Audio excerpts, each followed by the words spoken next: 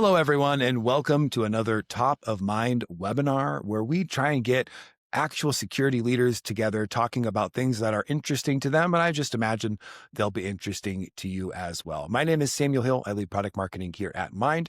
And I'm joined today, as always, by my co-host, Landen Brown, the field CTO of Mind. Landen, Happy New Year, first of all. Thanks for being here. Yeah, absolutely. Happy New Year to you as well. I'm really excited for today. I think we keep having fantastic guests on this webinar. We're just really blessed and fortunate to have people that are willing to come attend, and today is no different. So, really excited for our guest to be here with us and to learn from her, Sam. And let's introduce her. Her name is Linn Freedman, and she currently is the chair of the Privacy, Cybersecurity, and AI team at Robinson and Cole, which is a national law firm with great specialties, especially in cybersecurity, trusted by lots of security organizations around the world. She is currently also on the legal faculty at Roger Williams Law School and has formerly been at Brown University as an adjunct professor. And she has also served as the Assistant Attorney General and the Deputy Chief of the Civil Division for the Rhode Island State Attorney General's office. Linn Freedman, welcome to the Top of Mind webinar. Hi, thanks for having me. And Linn, I am excited for this conversation today because we're hoping to talk about artificial intelligence, regulation, privacy, governance. These are the things that aren't necessarily splashy headline making stuff for security leaders necessarily. However, this is the real work in some ways of making sure that security, the business itself, is able to embrace the innovation from artificial intelligence. And so why don't you just give us a little primer on how security leaders are thinking or should be thinking about AI in their organizations? Yeah, sure. So, it's funny. We've been using artificial intelligence tools for many, many years, and ChatGPT came out, a couple of years ago, and all of a sudden it's, all over, and it's the hottest thing. And, the most important thing business leaders are interested in, because if they don't implement AI tools, they're going to be behind in competition. And so there's a lot of pressure on business leaders to develop, to experiment with AI tools to become more efficient. And AI tools are amazing. We all use them. They are amazing, and they're getting better and better. That said, there's a lot of risks associated with using AI tools, and um, security leaders, I think, are are really kind of getting the brunt of the tension between, we want to use these to be competitive, but trying to minimize the risk. So, I- my what I'm seeing from security leaders is, they're feeling pressure to implement AI tools, Hmm. and yet they're well aware of the risks, and so they're a little bit on a tightrope, trying to please the business but also keep everything secure. And it's a very fast moving situation that they're grappling with. And I think the way we can help them the most is to provide them with some strategy around how you can deal with, being over your skis on implementation, but also trying to minimize the risk for the future. Yeah, Lynn, you mentioned this concept of, kind of the FOMO that occurs, I think, in the enterprise space of, hey, this our competitors are using AI. Our competitors are using AI in a way that's making them outcompete us in certain markets, in certain product lines, in certain categories or verticals. It's a very real thing. I want to get your thoughts on the propensity for errors or like legal issues. And you'll have to correct the words that I use, my vocabulary as we go through this. And I think it also it would serve kind of our audience well as well to do that. But the question I have is, a lot of solutions today are deterministic. Right. I buy an EDR solution, it blocks an app from running. I install a cloud application, it processes a piece of data and always spits out this thing. When we're using AI, a lot of organizations are using it for menial tasks. Like, can you examine the resumes of all these applications or all these applicants and tell me which one's going to be best for this position? But if that model is, maybe only trained on people's names who live in Eastern Europe or Western Europe or in North America, then it's excluding on accident through hidden bias, other applications. And so I feel like my assumption is there's a lot of room for organizations to accidentally and unknowingly get into legal trouble more than ever before in technology. What is your thought on that? And what kind of advice would you give CISOs who want to innovate and are feeling the FOMO, but want to stay clear of these accidental legal mishaps that they can get themselves into? A great question. So the biggest legal risks around the use of AI tools are bias and discrimination, data loss, hallucinations, and unauthorized uploading of proprietary data, copyright, trademark. All of those are legal issues that we're going to see in the future. We're going to see a lot, probably more than we are now. So when we're talking about being able to, and hallucinations, did I say hallucinations? That too, right? So when we're talking about the legal risks, those are the risks. When you talk about the recruiting piece, the output from AI tools is only as good as the input, right?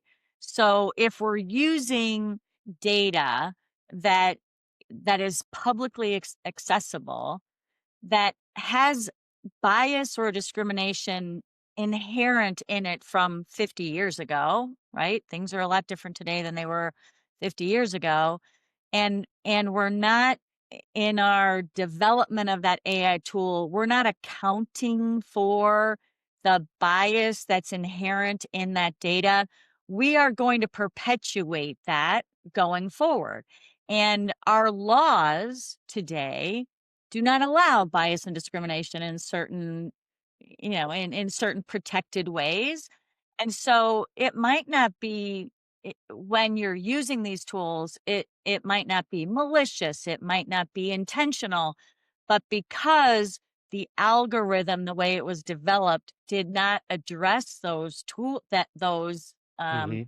those biases inherent in the data, you may have a legal problem going forward because you don't have insight into how they're training that algorithm. So to be honest, when we're looking at kicking the tires of an AI developer and we're looking at the contract around what they're required to do, it's really important to have some insight into the data and the measures that they're taking to, to take care of, or at least assess the data to minimize that bias and discrimination risk. Yeah, I have one more follow on real quick, Sam, on this topic. I've done some consulting on data security, privacy, and kind of compliance throughout my career. And one of the things that always struck CISOs as a surprise, even really seasoned CISOs, was that just because data is public doesn't mean you don't have to protect it internally. And I want you to correct me where I'm wrong, Lynn, here, and also help educate our audience, because I think this is a big point that feeds into AI a little bit. Is just because data is public, if a consumer gives me that data, even if I can find it publicly, I have a right to protect what they've given me, even if an attacker can find it publicly, right? I can be held, as far as I understand, somewhat legally responsible for that.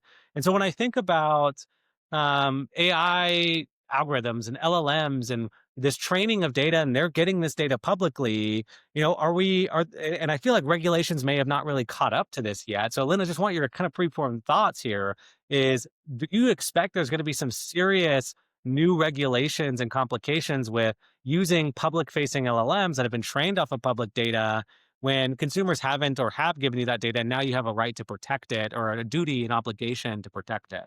Yeah, I can think of two examples. The first is the New York Times is suing OpenAI and others for using publicly available information because that's all copyrighted, right? They Mm. have intellectual property rights. So even though something is public, it can still be protected so that you can't just use it and monetize it because they have legal protections over that data. So that's the first thing that developers need to be really aware of, but also as a user of the AI tool, if they've used copyrighted or trademarked data, that could be a downstream legal liability. The second example, would be i- consumers are consumers are I'm going to try to be kind here. They are ignorant and they're also uneducated when it comes to really what happens behind the scenes and in that black box of the AI tool, right? So I read a crazy statistic that like 60 or 70% of US individuals are literally uploading their health information into ChatGPT and other, Gen AI tools. Their health information, not understanding that OpenAI point blank says, don't do this. You read their privacy policy, you read their terms of use, and they're like, don't give us this stuff. It's gone. You can never get it back. We're using it. The problem is that consumers aren't reading these privacy policies. They don't understand the technology. And and OpenAI doesn't want it either, because as soon as it hits their four walls, they're responsible for it, even though if they had a data breach, they'd be responsible for that data. So it's I think we need a lot more education for consumers, and regulations, to your point, Landon, are very far behind. The statistic is it takes 17 years for the law to catch up to technology. And I would argue now technology is going so fast, it's going to take longer. Well, and to that point, Lynn, I know there have been some states that have passed certain regulations around either the usage of AI or, we talked about the inherent biases or things that could be in a model from, unintentionally, but still the output and the outcome is affected by it. Why don't you walk us through some of those rules and regulations? And obviously security leaders, they can't be sitting around necessarily and waiting for whatever regulatory body or governing body is going to come up, but they need to take action today. But why don't you walk us through that? And I know obviously recently there's been an executive order signed that has also thrown into the mix and caused a bit of um, difference. And so a lot of things happening, very volatile space. Why don't you walk us through that? Yeah, sure. So the history of all of this is that in October of 23, I think 23, the Biden administration came out with an executive order on dealing with those issues of developers needing to take into consideration consumers' rights. And they came out with a 63-page executive order that was really an outline for how developers should be thinking about developing AI from the consumer protection side. Um, President Trump in January of 2025 um, signed his own executive order, basically saying that previous Biden administration order no longer existed. So then there was no real, there hasn't been a legal framework at all around kind of consumer protections. And the Trump administration has made it very clear that his administration is very much in favor of um, AI development, that the United States will be first in the world on AI development and usage. And so there is a clear indication from the Trump administration that there aren't going to be any regulations, at least from a national perspective, a federal perspective, when it comes to AI at all. And so as a result of that, some states said, well, we need to protect consumers from the risks associated with AI. And the other risks that I would say that these states are really looking at as a former assistant attorney general, is really on the consumer protection side, where, we now see that I think a majority of high schoolers are using bots for companions, and they're making their own boyfriends and girlfriends. And we see the adverse effects of social media, and we see 15 years later, and we see the adverse effects of TikTok usage. And Mhm. so from a consumer protection standpoint, state AGs are saying, and state legislatures are saying, we we need to do something, because there's clearly not going to be any regulation around the development and use of AI. So as a result, um, Colorado really took the lead here and has a very interesting law that is still kind of in flux. There's going to be some amendments, but we've got 4 states that have come out, and these AI laws around consumer protection are going into effect in 2026. We've got California, Texas, Colorado, and New York. Just the governor just signed the New York law. So those in the last year, I think, as a result of the new administration saying we're not going to do anything with federal regulations, have implemented these laws around consumer Mm. protection. That said, on December 11th, President Trump signed an executive order basically saying that if there are state laws that prohibit or are um, are uh, making it difficult for AI developers to innovate and to lead the nation in innovation, that that the federal government will be able to preempt those laws. I will tell you that the AGs that I've spoken to since December 11th, there will be litigation around this, because Mhm. state AGs, one of their fundamental and primary uh, roles is consumer protection. And so to have the federal government say, no, you can't regulate AI usage of your folks, I mean, it's great fodder for litigation. So there will, in my prediction, there will be litigation around this. Well, Yeah, it I makes think sense. Obviously, that's how it'll all get settled out, right? The courts will they'll have their But days, and the arguments will be made, and hopefully some guiding principles can be found in some of this, but state. that'll take years, Yeah. frankly. I mean, litigation takes years. So it'll be interesting to see how other states look at this executive order and look at kind of what the requirements are, because it's not saying you can't have any laws around hmm. AI use and development. It's just making sure that it's not overly difficult for these developers and these entrepreneurs to keep innovating. Hmm. So that'll be Interesting. interesting to see what other states do. Yeah, that is interesting, and I feel like, and I don't know if you agree with this, Lynn. We're at a point where AI innovation is probably the next big industrial leap in just the globe, and so there's a lot tied geopolitically to the innovation around AI. But there's also a lot tied to consumer protection and how that impacts minors and even adults, and things like deepfakes to an extreme level that we're very scared about, right? What is your take on, is there been a time in history where we've wanted to let innovation flourish due to the geopolitical spectrum, but we also have to find a way to balance consumer protection? And have we been through that before as a country? And do you think that we're going to have a way to kind of get through that safely in the next, I would say 7 to 8 years? Oof. All right.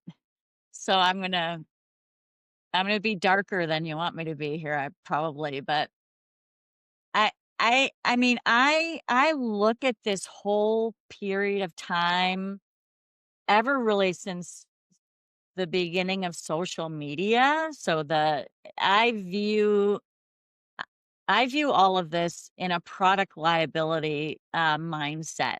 So Mm, you look at tobacco, you look at lead, you look at cars, you look at at safety belts, seat belts. You look at products that asbestos, right? You look at products where the manufacturer is out there and they want to get out there, they want to sell their product. They maybe know that it's not perfectly safe. They maybe know that there might be some casualties along the way. All of those products I just mentioned, they all did that. Mhm. And then laws later down the road took care of it, right? Now we all have to wear seatbelts.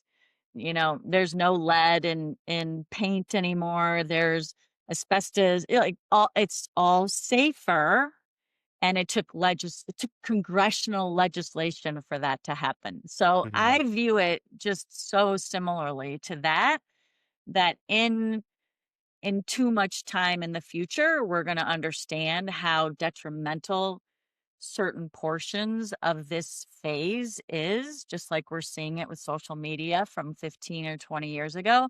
I can just predict that the exact same thing is going to happen here. And we're not going to have any legislation. We're not going to have any regulation on a national level until whenever, maybe never. Um, and it won't, there won't be the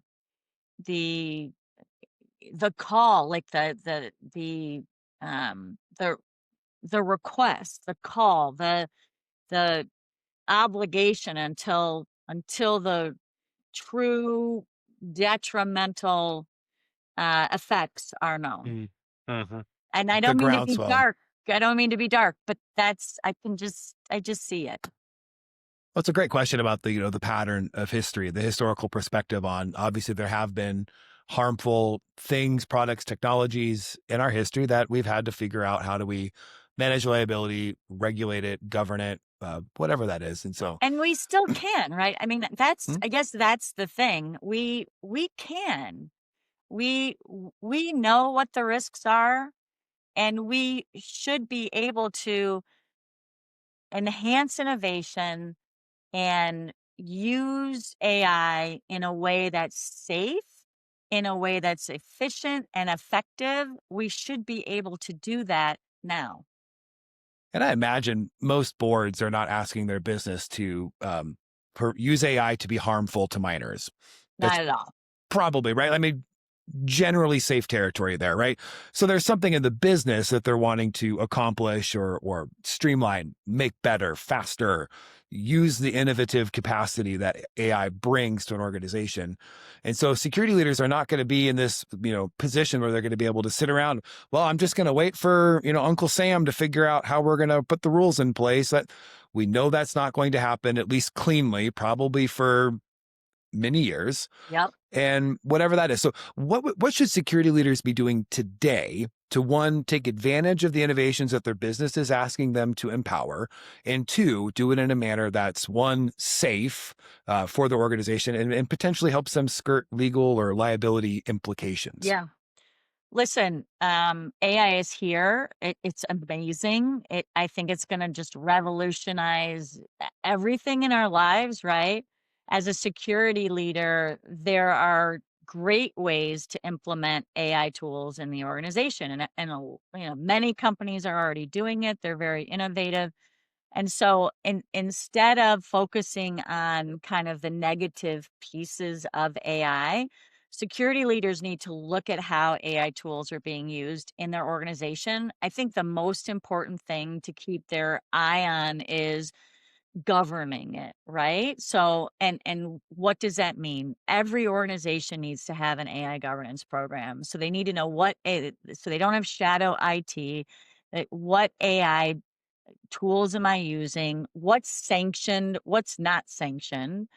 How am I rolling that out? Do I have an acceptable use program for my employees to sign? So they've got some skin in the game. And also, how am I going to innovate with my own data in my own sandbox situation so that I don't have data loss? And also, if I'm developing my own AI tools for my organization, how am I taking care of the inherent bias, discrimination, data loss, et cetera? And it's really we've been developing AI governance programs for several years now for our clients. And I think if you just start the process and you get your entrepreneurs within your own organization to help you figure out best use case scenarios and how do we put guardrails around it to reduce our risk, you can use AI tools so effectively and so successfully. But I do think you've got to have a handle on your governance and you've got to have a handle on how it's being used in your organization. And I think that's really what it comes down to, right? So governance, a much bandied term, right? And we've had governance committees across organizations for a very long time. And it's probably no escaping it. If any organization, you're going to need some level of governance committee, group, tiger team, whatever you want to call it. That's gonna be, however, the knock on governance has always been how slow it is, how much it can get in the way, right? Decisions by committee sometimes don't necessarily happen as quickly, maybe as the business would like. How do you balance that? Obviously, the imperative to make sure we have a good governance in place so we're not just allowing anything and everything, but also keeping pace with maybe the rate of change that the business is asking for.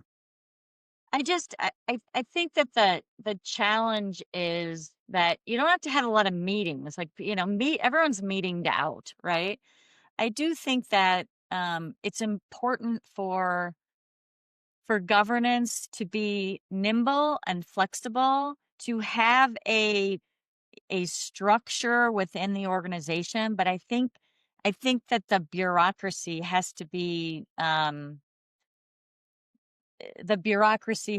such that it can be flexible, nimble, and has authority. So you don't have to go through levels of okays, right? Levels of yes, you can do that. Yes, you can do that. That's where it gets bogged down. Hmm. So if you give this governance committee, whatever tiger team, whatever you want to call it, if you give them the authority to move quickly and efficiently and come up with decisions with just minimal interference, I think that's really an important piece. Just like giving your security leaders the authority that if you're in the middle of a ransomware attack, you can pull the plug. Like, we don't want three people having to make that decision. Same thing here. It's gotta have trust. The organization has to trust this committee, and they have to be able to move quickly, efficiently, and come up with innovative ideas in the moment that they can implement. Yeah, I think it's interesting. This topic seems to be coming up more and more for us as a data security company. We think about trust being a key to everything. Like we've been through iterations as an organ or as an industry, like zero trust and micro segmentation and all of these other more advanced terms like SD-WAN and all of these things that kind of rely on some kind of like inherent authentication or trust. But it seems like more and more, and one of the things we actually have some speech I've talked at two different conferences about is trust as the currency for innovation. And I think that is it has ramifications both legally and just internally for innovation. We talk about giving the governance team the authority to operate and the authority to make decisions. Well, for them to feel comfortable with that authority, they need to have some level of trust in their data and their infrastructure and their applications internally. And they need to understand, like, what is it do we have and what is it going to impact? Like, I think a really good exercise I like to think about is a data privacy impact assessment, which seems kind of like a little bit like a lost cause in today's work because we're so busy talking about AI centers of excellence and AI committee this and AI committee this and transparent AI this, and we forgot about these little concepts like a data privacy impact assessment. And I feel like today, that concept of that impact assessment on trust and using trust as the currency for innovation and for AI, if we will, is more important than ever. Like the ability to rapidly and extensively be able to say, yes, I trust this, and yes, I can answer the impact of this AI system on this data is more prevalent or should be more prevalent now than almost ever. What do Agreed. you think? I totally agree. Because you're not going to be able to implement AI within your organization if you don't trust your data, right? And so what's interesting is part of the governance program should be cleaning up your data, classifying your data, figuring out, all right, what data sets can I actually use and put the AI overlay on. And I think putting the time in now to do that is really important because you're going to find more and more ways to use AI tools on your data. So if you have clean data, that's going to make you be able to implement so much faster. It almost makes me wonder if there's gonna be a new term instead of DPIA, if it'll be AIIA. How do we coach organizations to be extensible, fast, and drop in special operations teams to do AI impact assessments very fast on specific segments of data, right? Yeah, because right now I would say a majority of companies don't have a good handle on their data.